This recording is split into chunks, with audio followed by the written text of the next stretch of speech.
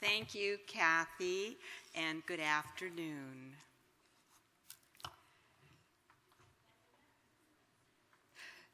Socrates said in 400 BC, the secret of change is to focus all your energy not on fighting the old, but on building the new.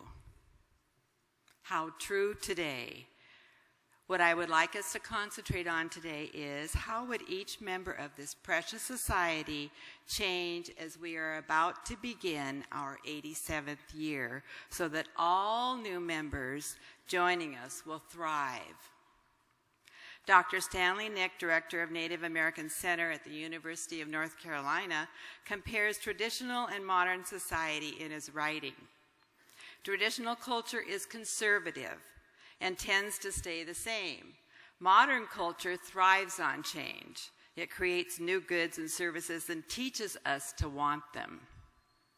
It adds new technology at an increasing rate. Change in modern culture is propelled by the same forces that cause a change in traditional culture, only more quickly. Modern culture is built upon knowledge. The more bits of knowledge one controls, such as a larger computer with more memory and database, the more power one has. People in modern culture may feel that bits of knowledge are coming at them so quickly that they can't absorb it all. Traditional culture of our ancestors was long and understanding, whereas modern culture seems to stop the thought process at the level of knowledge.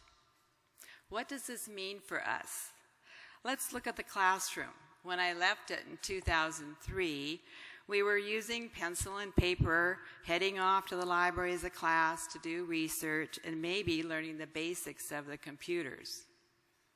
Now in the classroom of our younger, newer members, the students have handheld devices and they plug in their answers and the teachers know right away who has the correct response. Teachers and their students can access a wealth of information through the internet. They can listen to TED Talks or YouTube presentations by some of the strongest thinkers of our time. Educational change is flourishing. So I ask you again, how would each member of this society change as we go 85 years and beyond so that all members joining us thrive? How do we support the new teachers of the modern culture when most of us are coming from the traditional side? The first thing we need to do when we invite new members is to pay attention to their interests and needs and concerns. Those interests and concerns should provide the programs for our future meetings at all levels. We need to ensure that their modern culture is nurtured in our organization and allow them to help us be even more modern as we embrace them and listen to their ways.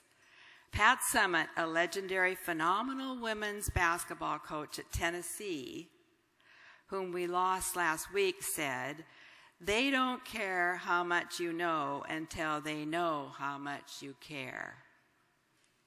They don't know how much you know until they know how much you care. Her players could call her at any time of the day or night and valued knowing her beyond basketball. This example shows how a woman in a very modern, competitive world brought the traditional values of compassion and caring to the individual members of her team. She led the way for women in sports, and we lead the way for women in education. Remember, in 400 BC, Socrates said, "The secret of change is to focus all of your energy not on fighting the old, but building the new." Let's build the new. That's how we walk into the 87th year, with conviction, strength, and a desire to have everyone thrive.